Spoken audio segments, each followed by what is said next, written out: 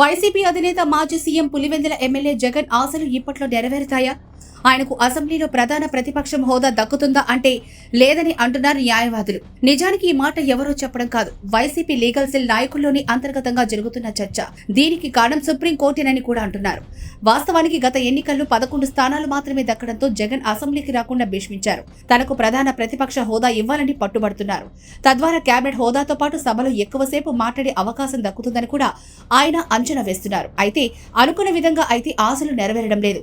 సంఖ్యాబలం లేనందున తాము ఏమీ చేయలేకపోతున్నామని స్పీకర్ చెప్తున్నారు.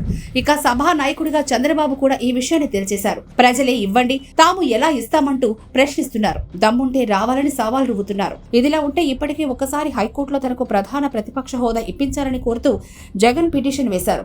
దీనిలో స్పీకర్ను ప్రతివాదిగా చేర్చారు. అయితే హైకోర్టు స్పీకర్ పేరును తీసేసింది.